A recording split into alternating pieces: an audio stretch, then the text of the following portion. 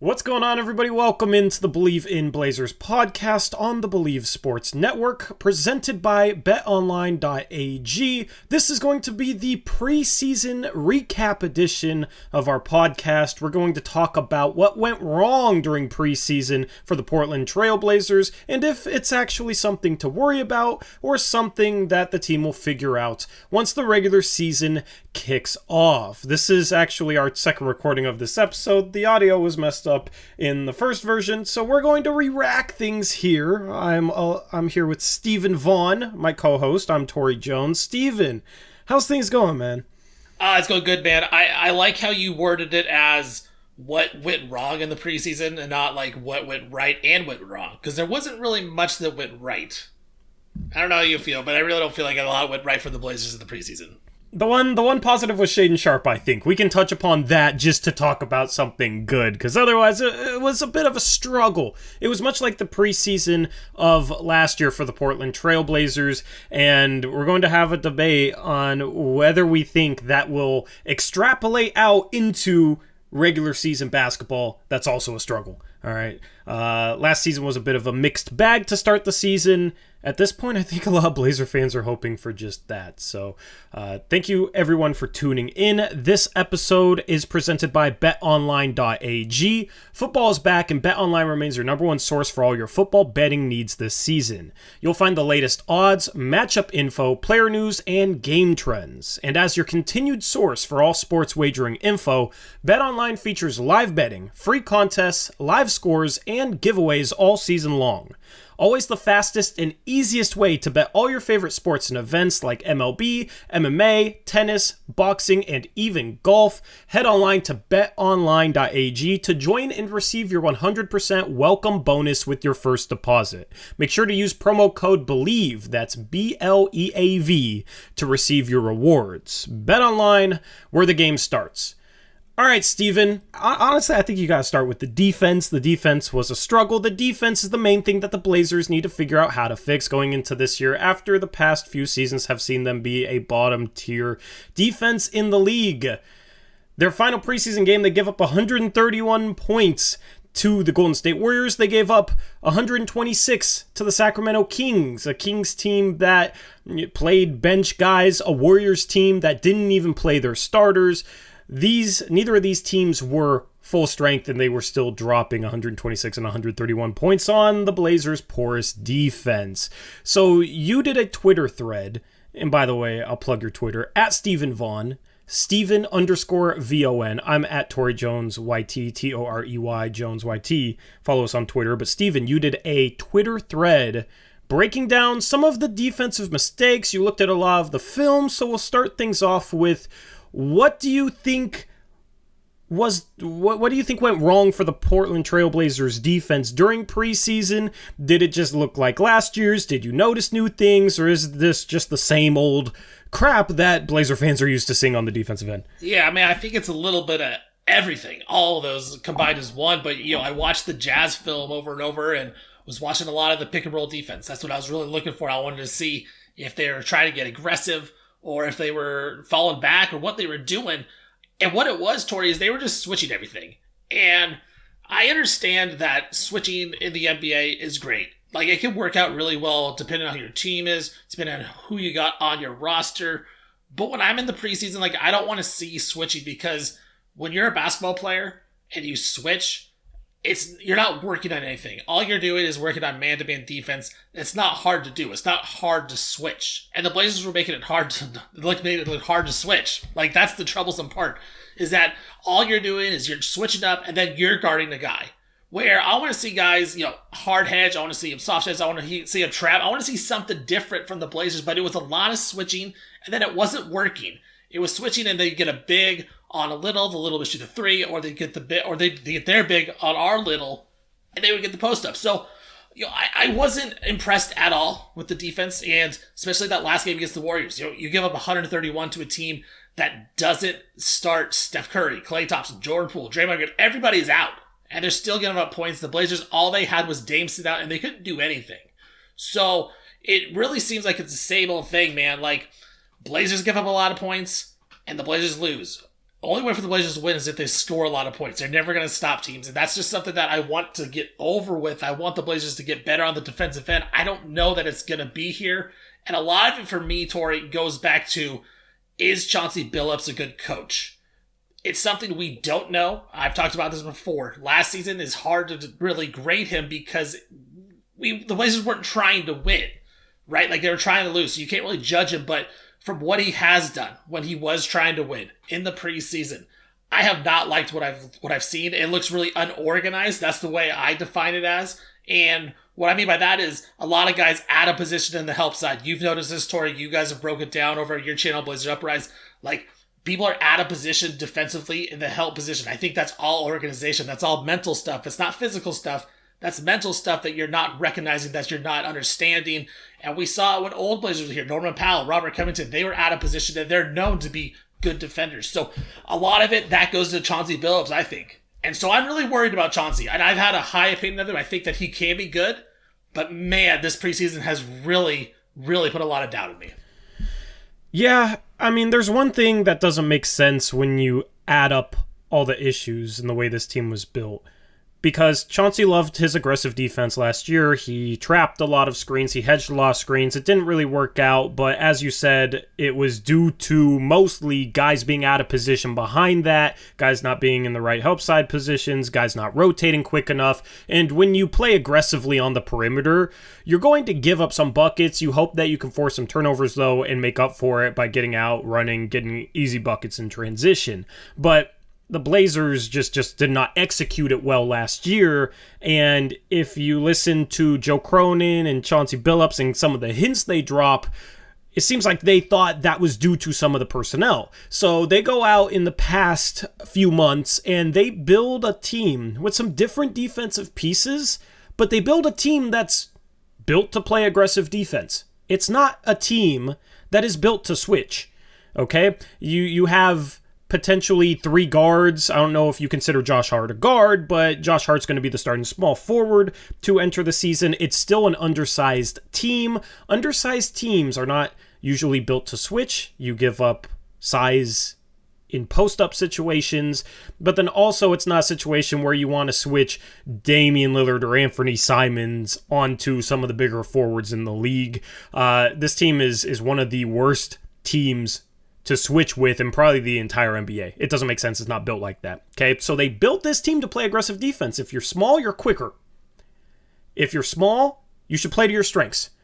Playing to your strengths as a small team would be playing an aggressive defense, flying around behind the ball, getting up into ball handlers. You're able to cover ground more usually when you're a smaller team because you got quicker players. So they did things aggressively last season. It was an issue, supposedly due to personnel. Then they supposedly fixed that personnel and build a team to play aggressive defense once again. And then also in Summer League, you saw them play aggressive defense, and it actually worked in Summer League. Now, Summer League and the NBA, 2 different things, but they still played an aggressive defense, won a Summer League championship. All of a sudden, they're switching and playing conservative. I saw some drop scheme in the preseason. I didn't see the aggressive defense I was expecting, and I'm baffled by it because it doesn't make sense. It doesn't add up with everything leading up to this point. And as you said, you don't got to work on switching. So that's the thing that I'm confused on. Do you think they are saving something? Like, what do you think is missing there? Because that doesn't add up to me. Yeah, dude, that's the worrisome part, right? Like, maybe they are. Maybe I'm just overreacting, and this is preseason. And you look at the Bucks were winless in preseason. Maybe it's just the preseason. The Blazers just don't care. But even that is worrisome to me. Like, after the season that the Blazers had, I wanted to see a little bit of sense of urgency. I want to see a little bit of organization. I have not seen it. So with Chauncey, man, like I would love to see Chauncey come out and be aggressive in one of these preseason games, and he wasn't. And then after the Warriors game, in his post-game presser, I know he's not going to trash the team, but he said they played well. No, you didn't. You gave up 131 to the Warriors, who weren't playing any of their guys. You just lost by 30 points to them, and you just lost by 30 points to the Kings. Like, you're not playing well, and it's okay to say it. And if this is the way it goes, Torey, like, the Blazers' start of the season is rough, man. I don't want... The Blazers could be in a spot where if this continues into the regular season, it's not just a preseason thing. they're going to get out to a really bad record at the start of the year, and people are going to be wondering, well, maybe Chauncey can't coach, and maybe Chauncey isn't the guy. I'm still going to hold out hope for it, but man, it's getting close to that point where I'm saying Chauncey might not be that guy. And to think about it this way, Chauncey's kind of the last thing about Neil Olshey, right? Like, the last thing Neil Olshey's had his hands on is it's Chauncey, it's Dame, it's Nurk, it's Ant, but like, Chauncey was the last hire that Olshey made before he got bounced. Like, man, if it doesn't work out quick early in the season, you can't fire him, because then you'd be paying 3 coaches on the team, but it'd just be bad. And I'm afraid that Chauncey may not be that guy, because he just doesn't seem like he has that fire in him right now to get underneath these guys and make them play hard, especially when you got a lot of vets in this team. Are they going to want to play aggressive style defense? I don't know that they want to. They never have in their career. I will say this.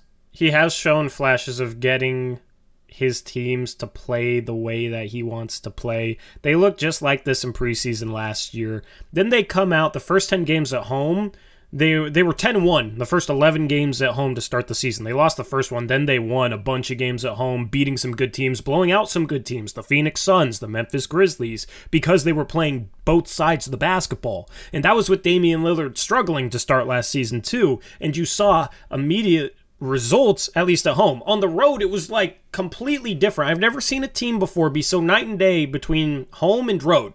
On the road, no attention to detail, no effort, no focus, no defense whatsoever. They lost to bad teams. They lost to teams missing key players. It was not good.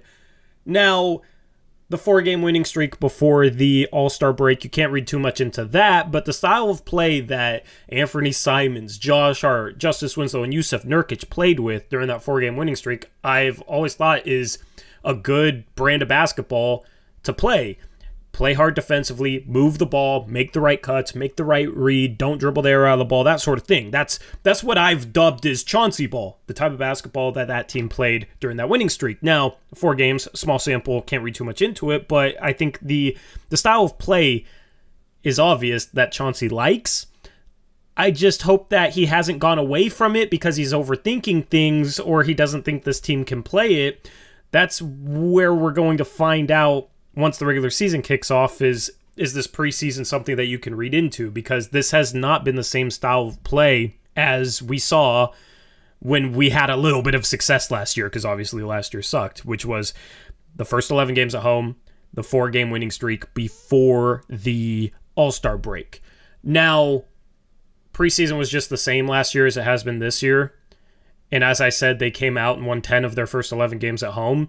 The one thing about this schedule, it is very tough, especially once you get into November, but 5 of the first 7 games are at home. The only 2 road games are against the Kings, which the Kings look good when we played them, but I still am not fully in on them being a playoff caliber team. And then the 3rd game of the year against the Lakers, they've been a mess. They lost tonight to the Minnesota Timberwolves while playing LeBron, AD, and Russell Westbrook. The Timberwolves rested Karl Anthony Towns and Rudy Gobert. Timberwolves still took care of business. So I think those are 2 winnable road games. If this team can replicate what they did last year in terms of their crappy preseason, but then come in at least at home and play the right way and play hard enough, then maybe it's a situation 7 games in after 5 at home where this team has a little bit of momentum and then they actually carry it on the road. That's my optimistic viewpoint. Is I don't think that this team is incapable of being okay defensively. It's just a lot of mental mistakes, some effort mistakes during preseason, a lot of fixable stuff, but stuff that has plagued this team for a while now, no matter who's on the roster.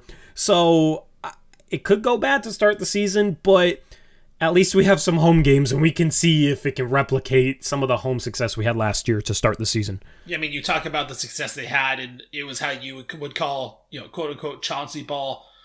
I got a couple questions for you off of that, Torey. Like, how confident are you that the Blazers are going to play Chauncey ball going into the season? Just based off the preseason, like a 1 to 10 scale, do you think it's you're 10 confident they think they're going to be a Chauncey ball, or it's going to be a 1 confident like they played this preseason right now? I'm about at a 4 or 5. I think you'll see it inconsistently.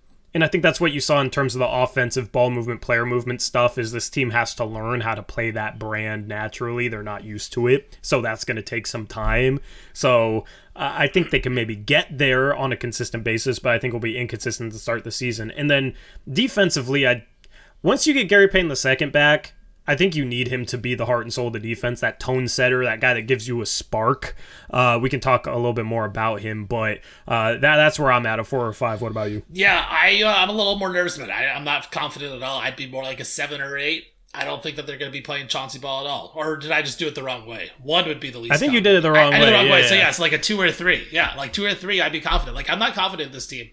And I need to see it out of Chauncey Billups before I can put any trust in him that he kind of knows what he's doing as a head coach. I haven't seen it, and it definitely has not shown up in the preseason. So then off of that question, Torey, if they don't play Chauncey ball and they go back to how, a very unorganized type of defense, the way they play defense with a lot of switching, just not a lot of aggressiveness, can they win ball games, or is this team going to be bad? I mean, they can always win ball games by putting 130 on the board themselves, and they do have the offensive talent for that. But in order to be a really good team, you got to be able to play both sides of the ball. You got to be able to win games when you have an off night on offense. That's what the best teams do. So I don't think this team is anything but a bottom 5 or 6 defense if they switch all the time. I think if you run some different stuff, you have a chance to be better, and maybe it won't be better if guys aren't really focused or locked in mentally or playing hard enough, but you do have more upside on that end. So I'm fingers crossed right now, man, that they don't. Chauncey, if you're listening, please don't just switch everything to start the season. I don't know why you would or why you did in the preseason. Hopefully you're just letting things, like not showing things, and hopefully you're going to go back to that style of basketball you want them to play, but switching everything is not the way to go. I feel like he should know that, and if he doesn't, then yeah, I'm worried. Yeah, to kind of end this point with the defense, man, against that in the Jazz game, I tracked down how many times they did it, and the Jazz offense, they got a shot. Basically, they got 42 shots off of a pick and roll, whether it was directly off that pick and roll or a play rooted by the pick and roll to get a switch. And the Blazers switched 20 of the 42 times. So almost 50% of the time, it was just a basic switch. That is obviously not going to get it done with this team. I know that you talked about Gary Payton II, how he could be almost, kind of like the savior of the defense. I think that's a lot to put on a guy that really has played in 50 meaningful games for one of the best teams, in recent history, right? Like the Warriors dynasty has been a great franchise. He was just a little part of that, and now he's going to come into Portland and kind of be that guy, the main defender. I think it's going to be tough for Portland to really just rely on one guy, but man, the switch is not going to work, man. Yeah, well, let me just say this about GP2, man. I feel like every good defense has a heart and soul of their defense. Somebody that's like the emotional leader of the defense. Last year, I felt like the Portland Trailblazers did not have that, and I talked throughout last season about how they needed to find a dog on defense, a guy that'll go out there and compete consistently and set the tone from an effort and hustle and mentality standpoint. That's why I like Gary Payton II on this team, is because I feel like he can be that guy to set the tone for everybody else, right? Especially off the bench.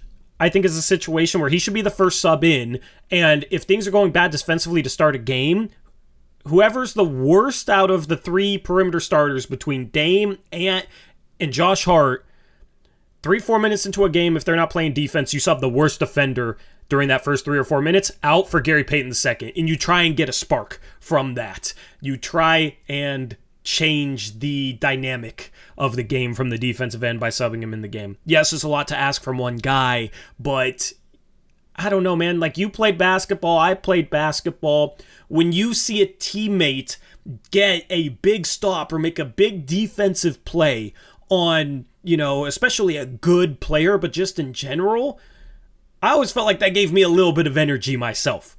I always felt like the game could kind of swing if somebody made a defensive play or two. So that's my hope with Gary Payton II is he can be that spark and he can be that guy that's the heart and soul of the defense, because you look at Boston, it's Marcus Smart. You look at Golden State, it's Draymond. You look at Memphis, it's Dillon Brooks. A lot of these teams have that guy.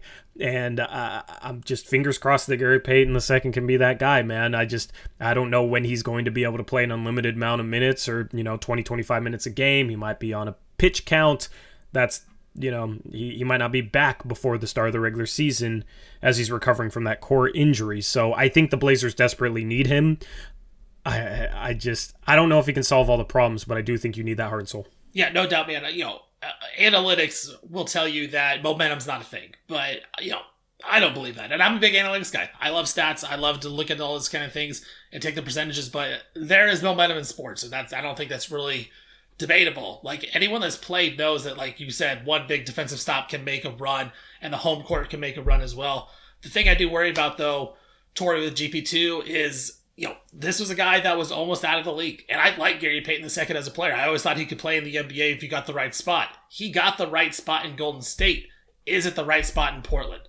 Right? When you have Steph and you have Clay and you have Draymond kind of running that offense and the GP2 playing off them is one thing. But now you come into Portland where they're not going to run the same system. They're not going to be running Dame off of a bunch of screens. It's going to be a lot of, Gary Payton II standing in the corner having to make a nice cut every single time. But that doesn't work all the time. So how does he adapt offensively? Defensively, I have no problem with him. I think he's going to be great defensively. I don't think he'll solve all the problems. I think he'll be good on that side. But offensively, it's going to be tough to fit in with his Blazer team. And I think right now, when he was in Golden State, it was the perfect spot for them because there's so much attention on Steph and all these guys. I know Dame's going to get a lot of attention, but it's really putting a lot on Dame. It's really putting a lot on everyone else and Gary Payton II to get in the right spots. I need to see it first, man.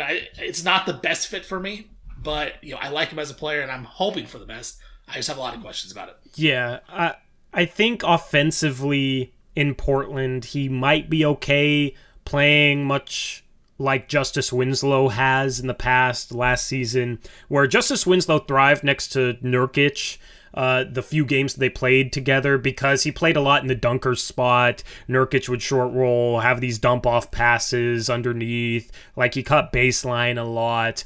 He was just always in the right spot as an off-ball offensive player. And Justice Winslow, he couldn't shoot the ball, but he's been a guy who's had good chemistry with Jusuf Nurkic and has been able to make up for it by being in the right spot offensively. Golden State used Gary Payton II a lot last year in the dunker spot, getting dump-off passes around the block, and honestly, they used him as a roll man. They used him like a big man offensively. So that's what he is. yeah, that's what he is. At 6'2", that's what he is. So if he can find the niche offensively that Justice Winslow seems to have found, at least when he's on the court next to Jusuf Nurkic, I think it could be okay. But then the other reason why he got back into the league was that 3-point percentage. He got it up. He was shooting 36% last year from 3. So he needs to continue to at least be serviceable from behind the 3-point arc. Those two things happen. I think he's just fine in Portland offensively, but neither one is a certain thing, and that 3-point percentage is going to be a big thing I'm watching. Yeah, final point I want to make before hopefully we talk about something positive. But with GP2, man, offensively, you look at the Warriors, and you even saw the preseason game. They didn't start any of their guys. They're playing Dante DiVincenzo. They're playing the young guys, Moody, Kuminga. But it's the system, right? They're still running that system even without Steph, without Jordan Poole. Can Gary Payton come in and fit the Blazers when they don't even have a system? Yeah, right? Well, the Blazers got to find a system. They got to find a system. And GP2, like you just said, he does certain things really well, but he's not a versatile player, right? Like he's a 6'2" big guy. That's basically what he is, especially on the offensive end. So the Blazers need to have a system. He came from the best system in the league now to a team that hasn't had a system in years. So I think that's going to be really interesting to watch going forward. Well, to start a system from scratch, starting in training camp, how long do you think it takes to get that system mostly implemented and get the players on the team running that system smoothly or doing the right things, especially if it's something where it's not just a completely set offensive structure where they're always running set plays and whatnot, because that's the thing. Golden State freelances well, But I think it takes even longer to learn how to do that in playoff guys. So how long do you think it takes to establish an offensive system like that? Yeah, so like how long am I willing to give this team like another benefit of the doubt at the start of the year before I'm like, all right, I got to be critical? I would say probably about 20 games, 25 games. I mean, these guys are pros. There's a lot of vets on this team that should be able to adapt. And if they want to win, they got to change up their style. The way they were doing wasn't working. So, I'm willing to give it a little bit. I'm willing to give it 20, 25 games, about a fourth of the year. And if it's not clicking by then, I have a lot of questions about just what these guys' desires are. Because they got to be able to, fulfill that and change the way they play. It hasn't worked. Yeah, absolutely. So that's also why I'm not too upset at preseason like some other fans are, because I don't think you're going to be able to tell if they're going to be able to do that offensive system or not, or establish a better offensive system than they've had in the past, based off 5 preseason games, one of which was against Maccabi where they didn't play anybody meaningful. Dame didn't play in the last game. Like, these guys actually haven't had that many reps together, so I'm with you. 20 to 25 games is a good amount of time to give this team to figure it out offensively. I'm not worried about the offense. Even if the system's rough, you still got Dame, you still got Ant. So even if it's an isolation-heavy system, no ball movement and whatnot, it still could be a top 10 offense because you have offensive talent.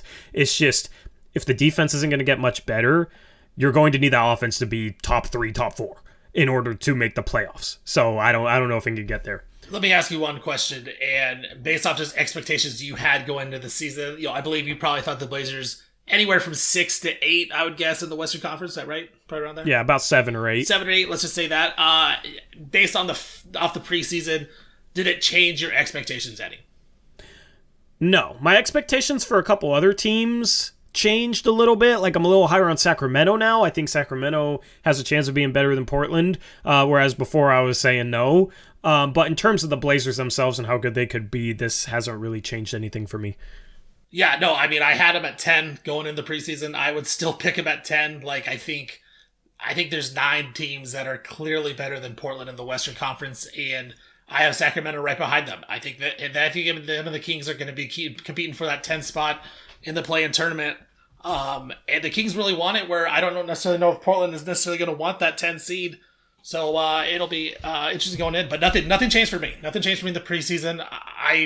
I lost a little faith right now, and my confidence is hurting a little bit for Chauncey Billups. But I'm not fully ready to commit anything based off this preseason. Yeah, I mean, but that's the thing is, like, fans will be down on this Blazer team because of preseason, but how much are they paying attention to other teams' preseasons? I'm not. I'm looking at things right now. The Lakers are 1-4. The Lakers are a mess. I have Portland above the Lakers. Yeah, I don't. I think if LeBron's healthy, if AD is healthy, which he never is, but I have to go off that they're healthy right now. I think the Lakers have the 2 best players out of both teams. I think LeBron and AD are better when healthy than Dame when healthy, so I would have to give it to the Lakers. The problem is, man, they've been healthy in the preseason for some of these games, just like Portland has put out some starters against, the Warriors bench lineup. They didn't have Dame, but they had everyone else, and they got cooked.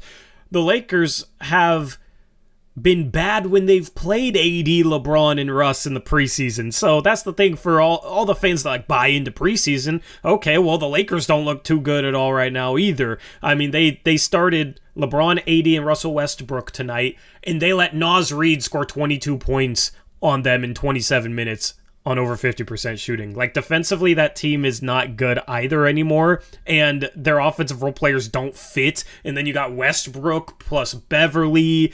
Beverly tried to get the team to huddle during a free throw tonight. Westbrook didn't want to join it. Like, I don't think that team stays together from a chemistry department. That's the one thing with Portland is, like, I think this team, even if they struggle, I don't think this team will absolutely fall apart. The Lakers, I have a feeling they're going to fall apart from a chemistry standpoint and just some of the problems they have on that team. Yeah, I mean, you look at it last year, I would say the Lakers probably fell apart, right? Like, that just their record from last season. I'm just looking it up real quick here. They were not a play-in team. Yeah, they weren't even a play-in team. Let's see. Come on here. But whatever it is, 30-something wins. That's the thing is, they were bad and the chemistry was bad and they weren't healthy and they still, barely missed out on the playoffs where or the play-in, So I think if the Blazers or the Lakers just show any type of chemistry at all, whether it's the start of the year or the end of the year, they're 33 and 49. They were a game out of the play-in last year, and they had terrible chemistry, and everyone hated each other. Can it be that bad again? Of course it could be, and this team really does have bottom-out potential, but I think Portland has bottom-out potential too. We saw it last year with Dame going down, and it was the end of the season. So, I think they're right around the same. I think the Lakers are just a little bit better. But it remains to be seen what will happen this year. Yep, and we'll have a preview stream about a week from now where we discuss some other teams in the West and where they slot in to preview the season. We'll also preview the Blazers versus Kings opening night game and talk about what we want to see from that. That'll be coming up probably Monday next week, Sunday, Monday, sometime around then. So stay tuned for that. But I want to talk about something positive, Steven. Okay, let's do it. I just dropped a video on my YouTube channel, Blazers Uprise, saying that Shaedon Sharpe was NBA ready and had a couple things that I noticed from him that I talked about in that video, but I'm not going to say them. I want to see what you have to say and if it matches up with my interpretation of his preseason, especially the past couple of games. So, how are you feeling about Shaedon Sharpe? Did he surprise you, like, positively? Were you more impressed than you thought you would be, or is this what you expected from him? Yeah, with Shaedon Sharpe, you talked about my Twitter thread of defensive videos. That was the one that got all the fight back with people. People were fighting back, telling me that Shaedon Sharpe was playing, whether it was bad defense or good defense or okay defense. I said it was bad defense. I had terrible defense on the play, and I'm not saying that he's a terrible defender. Just that one play, he was playing bad defense. But I will say, just throughout the preseason, from that Jazz game to the Kings game to the Warriors game, like, he showed improvement on the defensive side, right? Like, I would say, I was talking to my guy Peter Sampson over at 750 The Game today. We were talking about Shaedon Sharpe. I said, the thing about Shaedon Sharpe is he is an elite athlete, like an elite athlete. We saw that on display with the alley-oop. But he's also a very high IQ basketball player. Right? He makes the right cuts when he has to. He spots up when he has to. Defensively, he was moving his feet in certain situations that were really helpful. And so that's how you know, like, this guy could really be a really good player. Right? I think at the lowest form, he's a guy that's going to get buckets. Will it help a team? Will it not? I don't know. Some guys can just get buckets. It doesn't help anybody. But the guys that are really successful get buckets, help out their team. And a lot of it is they're 6'6" and they're athletic and they have a high IQ. I think Shaedon Sharpe's showing the potential of having a high IQ and being that elite athlete, which is the combination you need to be a star in this league. Is he ready to take on a 20-minute-a-game role? I don't know. It remains to be seen because that is just preseason. But with that said, and watching the preseason, Torey, I want to see him play 15, 20 minutes a night, every single night. The Blazers, for them to take any type of step up, it's going to be with Shaedon Sharpe in the starting lineup at some point when he's a superstar. That's when the Blazers get to that next level, is because of him. So I want to see it. I want to see the progression. And the Blazers really can't mess this up, man, because he's the one young guy with all-star potential on this team. I don't think Avery Simons is an all-star. I think Shaedon Sharpe can't be an all-star. Well, that's what surprised me, man, is for a kid that didn't play in college. Some people question some of his pre-draft interviews and maybe his IQ based off of that, which I thought was blasphemous, but some people did. I wasn't expecting him to look like a high IQ player in preseason when the highest level of basketball he played was on the EYBL circuit, basically playing high school AAU. High level, but it's not even college, let alone the NBA. So I was pleasantly surprised by some of the cuts he made. I had a tweet last night that said, how is the kid who didn't play in college the best cutter on the team? Because last night, he had a number of great cuts. He had a backdoor cut for a lob. He had a cut where I think Jusuf Nurkic fed him the ball and he just jumps into defenders' chests and hangs there for an hour and finishes. Yeah, on that one specifically, if you watch that replay, Moses Moody comes out to the three-point line and Sharpe had already left. Like, he delayed it that one extra tick, and then he cut. And Moody went straight to the three-point line, and Sharpe was already by him. Like, yeah, that's the IQ that we're talking about. Yeah, that's the thing, man, is going into this, I was worried that, okay, well, he might show some flashes of shot creation, right? That's where all the upside lies, is him being able to create his own shot. But it's probably not going to be there yet to just consistently give him the ball. And I was worried that it was going to be a situation where he didn't know how to play off the ball, or cut or do anything valuable without the ball in his hands. And in that case, I was worried that maybe you could not play him any sort of minutes to start the season that mattered. But I thought the cutting and the defense, that's the two things that I listed in that video. So you didn't watch it, did you? You didn't watch it. Okay, cool. So I'm glad we're on the same page there. The cutting and the defense, I think, has helped him earn minutes. Not just get minutes because he's a developmental piece, but I think he's actually earned minutes because he's moved his feet in certain situations. He's going to make mistakes. He's a rookie, didn't play in college. Like, that's a given. I just wanted to see positive flashes this preseason. I thought he showed those. He was quicker laterally than I thought, quicker with his feet.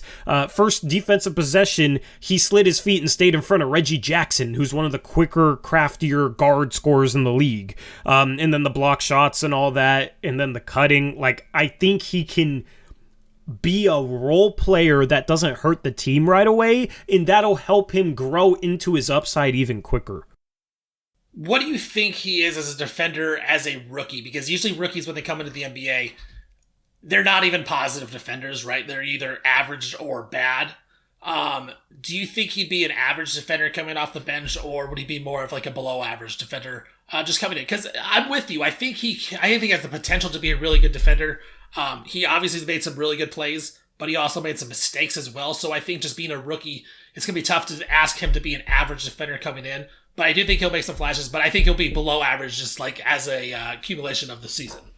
Well, here's the thing. If he's a little below average, that's a good thing. That's good for the Blazers? That's good for, not only is that good for the Blazers, but that's good given the fact that he has so much offensive upside. Normally, when you get guys with his level of star potential into games their rookie season, they're horrible defensively. Yeah. Like, because normally they've gotten by based on their offensive game, their offensive upside, not on their defense, and then they're also a rookie, and the game moves too fast for them, and they can't keep up on the defensive end, and they're just an absolute mess. So even if he's a little bit below average, that's better than a lot of rookies with his level of upside. So I would be happy with a little bit below average, and a little bit below average would be great for this Blazers team as a whole in general. Let me ask you this. Do you think there's any chance that the Blazers are going to play Keon Johnson more minutes than Shaedon Sharpe at the start of the year? I don't think Keon plays. Torey, if they do, I am going to freak out. I don't think Keon plays, man. He better not. I think, I don't know, man. I think Gary Payton II gets his minutes from the preseason. Once Gary Payton II's back. Because I said this for Keon, like, he's a good insurance piece because he can kind of be your poor man's Gary Payton II. He's not the same type of player, but he's an athlete, supposedly a good defensive piece. I mean, he subbed in for Damian Lillard against the Warriors into the starting lineup, and it didn't make a difference. They give up 35 in the first quarter.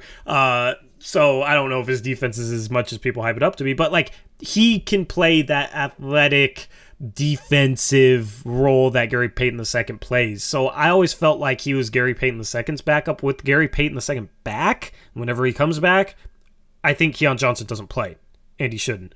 I don't know. If he plays over Shaedon Sharpe, man, to start the season, I'm going to be frustrated because he's not a good enough defender to justify it. If he was a Gary Payton II level defender, okay, I understand.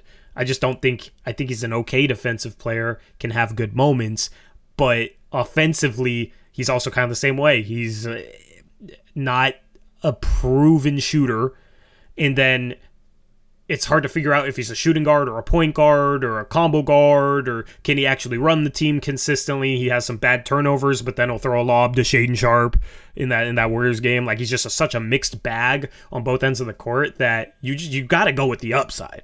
Yeah, no doubt. I totally agree with you, and I'm glad you think that way. It seems like Keon's kind of, I'm not gonna say the preseason darling, but I think he got a lot of love from fans this preseason because he had a solid preseason. I'm not gonna lie, and he got that contract extension to get extended for another year on the rookie deal. But yeah, I mean, you talk potential. Like, Shaedon Sharpe has way more potential than Keon Johnson does at basically every part of the game, and so for me, it's like it kind of comes down to those two. We'll be fighting out for some minutes. And I mean, again, it's another thing on Chauncey. If Chauncey can't see it and Chauncey's playing Keon Johnson or Shaden Sharp, man, I don't know about that. Yep. Let's talk Nasir Little for a little bit. Are you worried about him, or is this just, he wasn't healthy until training camp and probably is out of shape and just needs time to ramp things back up? Where do you lie on that? No, I'm worried, man. I'm worried. And the thing is I've never been a huge fan of Nasir Little. I see the athleticism, I see the size, I see the strength. But we talked about Shaden Sharp with his IQ. Nasir Little's the opposite. He has all the athletic ability you want, but the IQ just isn't there. And I think that has to do a lot with his consistency. He's very inconsistent, but defensively, he's terrible off the ball. He always has been, and he didn't show any type of improvement this preseason. Yeah. I think on the ball, he can be fine, but off the ball is where it's dangerous. And if you can't play off the ball, teams are going to find ways to get you off the ball and then make a play. Right, and so for me, he's not a good enough offensive player to be so bad defensively in help side that he deserves to get a big time contract. And that's the thing is, him going into a contract year, I kind of thought, well, maybe he's gonna have a big year and he's gonna play really inspired and play motivated and have a great shooting year. But I haven't seen any in the preseason, and I think, I don't know that I'm worried about it because this is kind of what I thought Nasir Little was. I just think he's not a great NBA player. He's a role player off the bench, best case scenario, and that's kind of what he is. Yeah, I'm worried about his off-ball defense. Everything else I'm not really worried about because right now I think he is out of shape and he looks out of shape. So, as you said, he doesn't look inspired, but I think that's more so due to him just not being able to stay in anything close to playing shape as he recovered from the core injury that he just got healthy from. So, but that's the other thing is he can't stay healthy. Like, I don't like to knock him for not staying healthy, but the dude's never been able to stay healthy in his whole career, and you do have to take that into account. Yeah, I mean, torn labrum last year was a freak play. He's had little injuries, but they haven't been the same thing. If it was he couldn't stay healthy because he kept hurting his knee, then I would be more worried about it compared to he just gets these weird little banged up injuries. Like the torn labrum was the only serious injury. Like he rolled an ankle once and I forget, but it's always something different. So I don't know yet if he's going to stay injury prone. If it's a guy that constantly deals with knee issues, he's probably going to keep dealing with knee issues. But with him, it's all over the place. So I'm not too worried about his durability. He could absolutely get injured again. That is absolutely realistic. But that's just, I don't really think about it for that reason. It's just, he needs to get into shape. And then he needs to clean up the off-ball stuff. And then if he's in shape, the on-ball defense should come back. And then hopefully he can find consistency on the offensive end. He still has upside, but the off-the-ball stuff, you can't excuse being out of shape. Mentally, he was bad last year, and that's when he was in shape. He comes into preseason. He has been the Blazers' worst off-ball defender the entirety of preseason, and that's not good because his upside lies in, he can be a lockdown on-ball defender. He has that potential. He has the strength. He has the wingspan. He has the athleticism. He has the foot speed. He has the motor when he's in shape. The problem is how are you going to guard Steph Curry and be the lockdown defender in the starting lineup where if the Blazers are going against the Warriors and he's the starting three and the lockdown defender, he'd have to guard Steph Curry.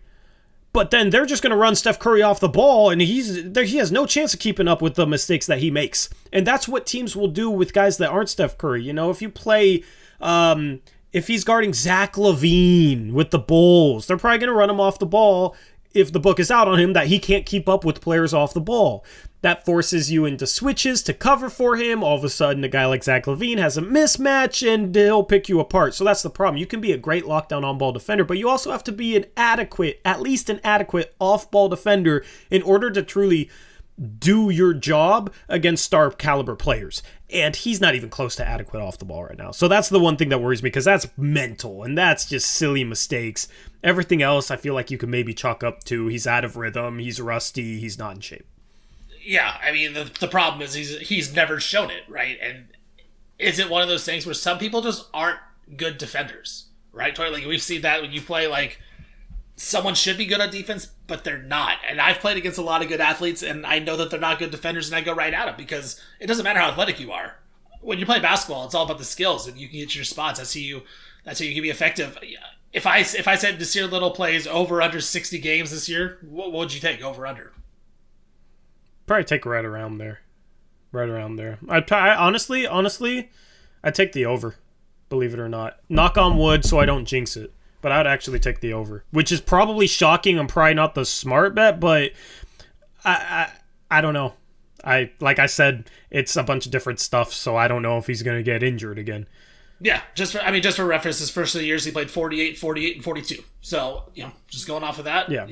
One of those. See, well, here's what I got to say. Let me say this. With previous seasons too, though, is a couple of them were shortened. Yes, so definitely. 42 last year is different than like 42 the year before. So because it was what, like 70-ish games? Yeah, it'd be like 47, 48.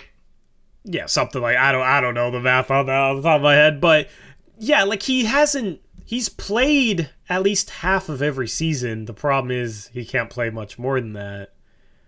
I don't know, man. He's another guy that I put in the category for the Blazers that I have to see it. I have to see it before I can believe it, man. And it's him, it's Anthony Simons, it's Gary Payton II.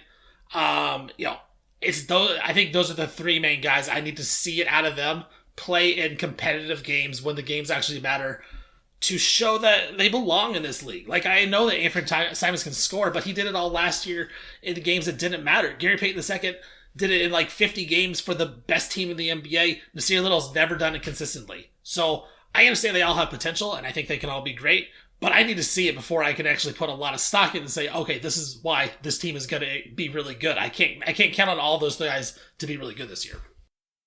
Yeah, I mean, but that's what makes this season intriguing for me, is there's so many things to figure out, and it scares a lot of fans because it's like, oh, this team doesn't look good, and they have all these question marks, and it could go really, really badly.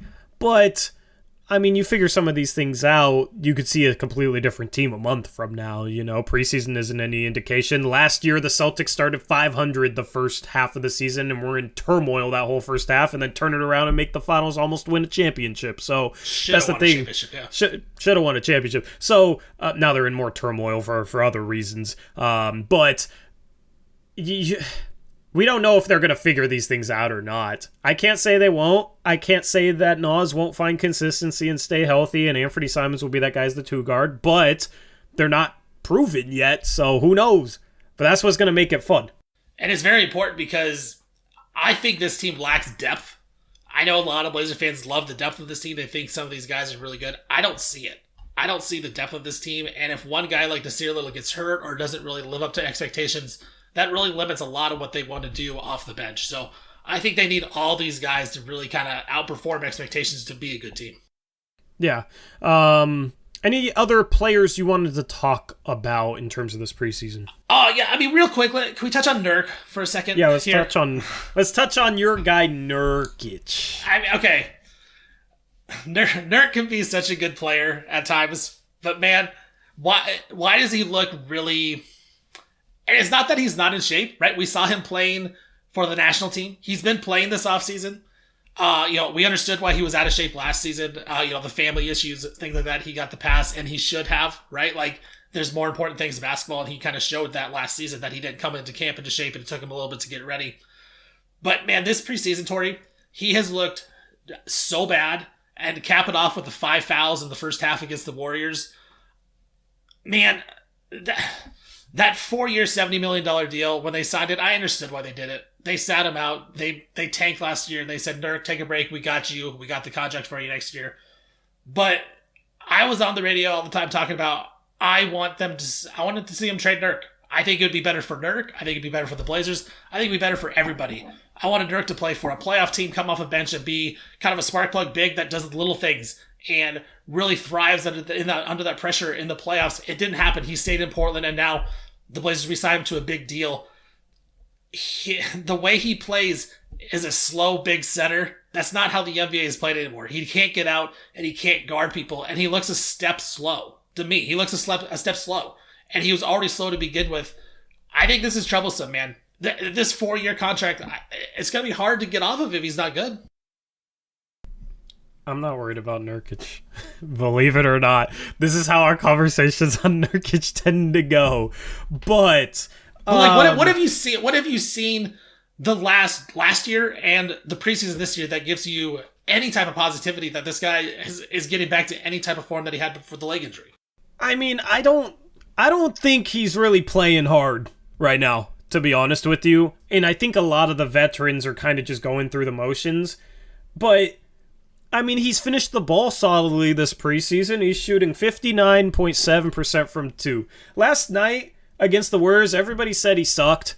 He had 16 points on 6 shots because he got to the line 14 times and made 12 of his free throws. You know what I mean? Like, statistically, he hasn't been bad. It's probably a lot of the defensive stuff, but I think he looks worse on defense when everybody else looks worse on defense, because you see some teams in the league, they have that center that can cover for everyone, and Nurkic isn't that type of center. So then it's like, oh, look, he can't protect the rim because this dude's scoring at the rim, but initially it was a breakdown on the perimeter by someone else. You know what I mean? Like, he looks like he's just kind of going through the motions, which doesn't look good.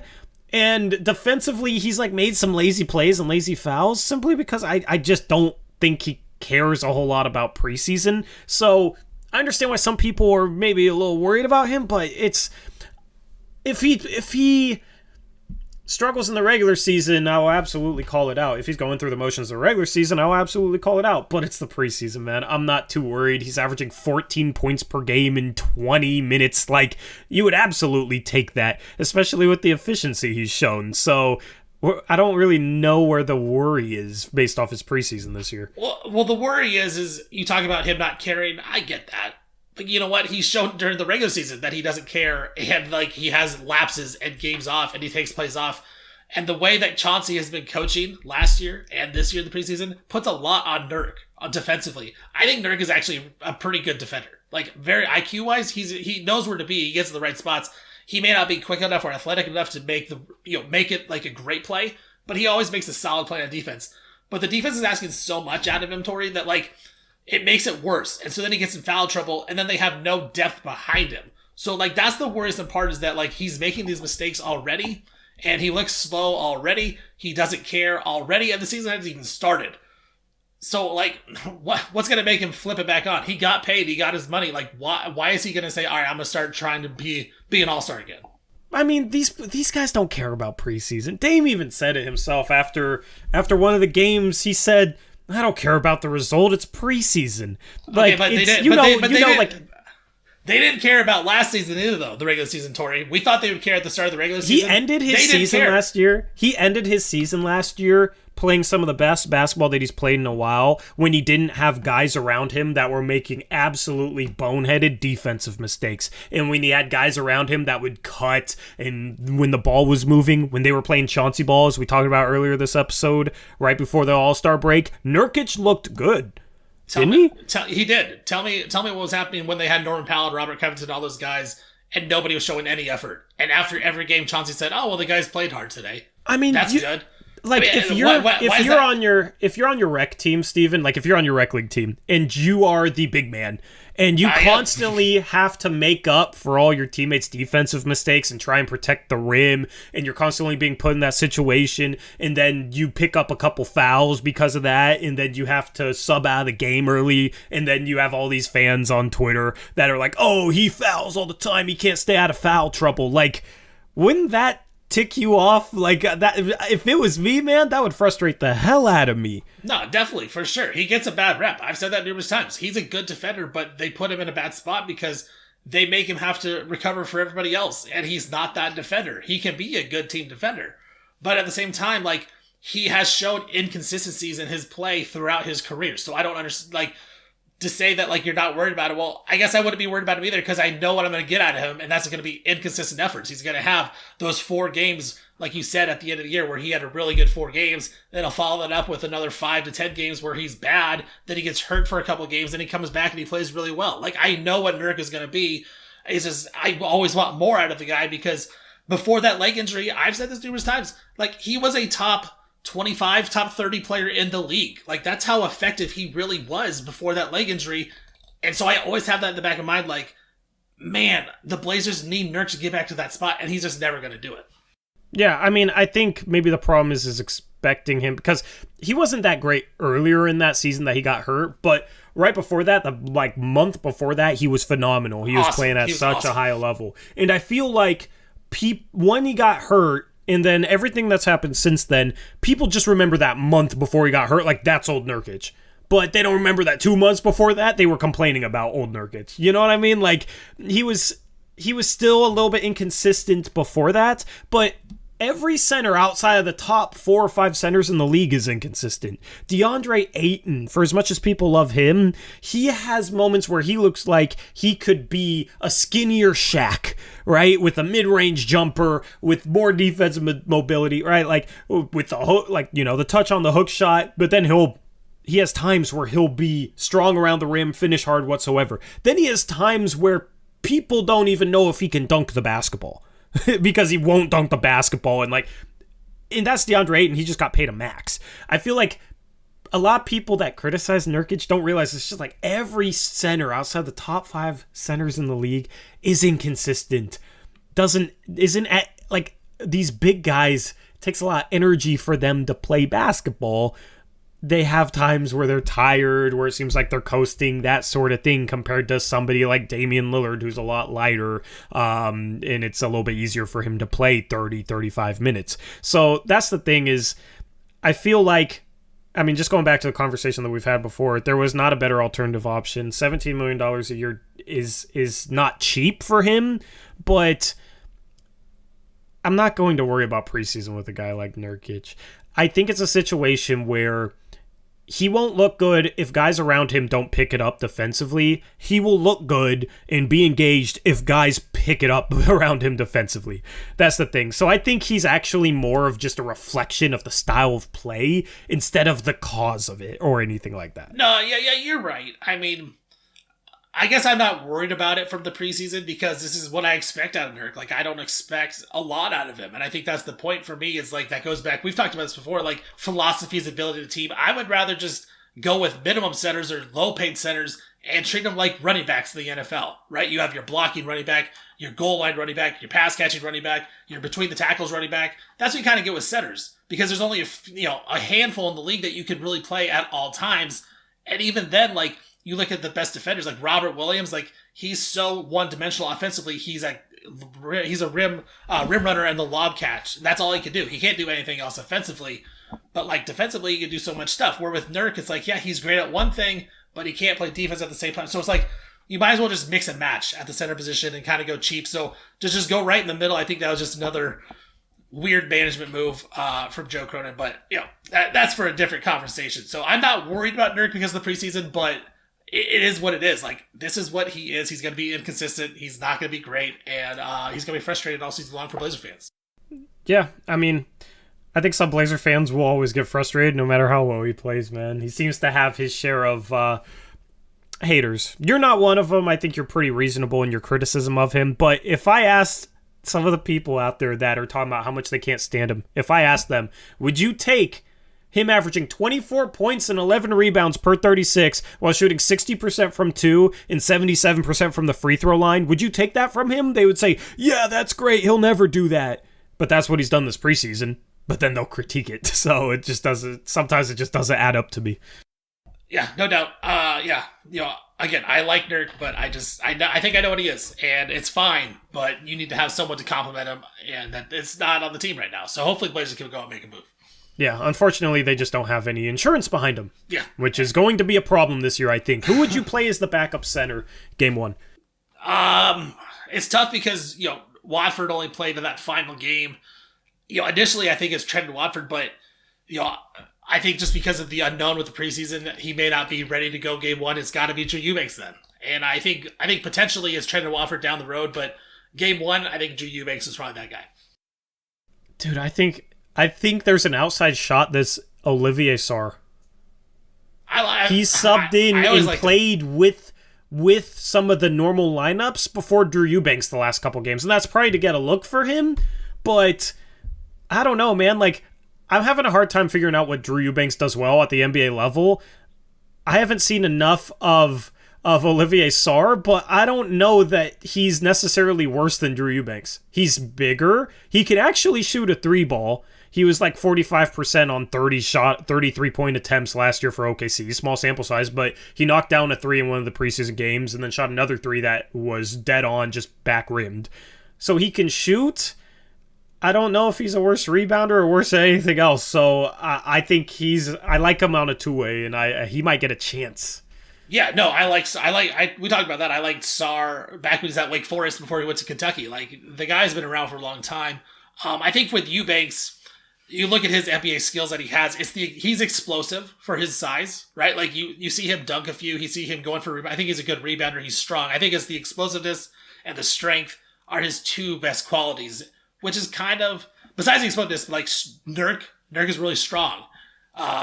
Eubanks is really strong. And so I think, like, that's why you could be right. Like, Sar could be a guy that you put in that's different than Nurk, right? Nurk and Eubanks are a lot alike, where they don't really have, they're not like super, what the word I'm looking for? They can't do a whole bunch, right? Like, they do what they do it really well, but that's about it. I think Sar can step out and shoot a three, which is something that Nurk and Eubanks can't do. So, they're not versatile. That's what I'm saying. And so, maybe Sar could be that guy that, is the sub to Nurk. I'm okay with that. I like that they at least got another guy with some size. The problem is, I don't know. I think the one area where Sar struggled in that I noticed this preseason, he struggles to rebound. And that could be a serious problem for this team. I'm honestly more worried about that. Or I don't know if I'm more worried about that than the defense, but that is worrisome to me because I think the defense is fixable mistakes, whereas the rebounding, you just don't have a ton of good rebounders on this team. I don't think Eubanks is a good rebounder for a backup center. I don't think Sar is. I don't think Watford will be. Jeremy Grant's not a good rebounding starting four. You got Damon Ant, and they're okay rebounders for guards, but outside of Josh Hart and maybe Justice Winslow, Jusuf Nurkic, what good rebounders do you have on the team? I think rebounding could be an issue. You saw a lot of second chance opportunities for teams at times during the preseason, so that is definitely something to watch as well, is can the Blazers rebound the ball? Because that's the thing, is teams are already making a lot of shots off them, but then you're also not rebounding the misses. You're going to give up 130 points a game. Yeah, I have a theory in the NBA, Torey, about rebounding. I think it's the most overrated stat that is out there. Just like full rebounds, because a lot for of an individual player. Yeah, like a lot of it is just positioning, just how you're playing defense. Like when I worked with the Blazers, that's what you could tell is the way I was tracking it. Certain players are always going to be in the right spots, and a lot of times these guys don't even go for offensive rebounds, so they get these uncontested rebounds. It's better just to watch. You're right, like rebound is obviously important as a team, and the Blazers were bad in the preseason, and they have to get better. But yeah, I mean, I think individually, anybody can kind of be a good rebounder. That's why Josh Hart is always at the right spot, because he's always just so aggressive, and they put him in the right spots, and then he goes and gets it. Where, you just look at these other guys, they're just not in. So, I'm not worried too much about the rebound. I think it is what it is. But, yeah, man, I think the defense is way more worrisome than the rebounding. Yeah. One thing we will have to figure out, because I still don't understand why Jeremy Grant can't rebound.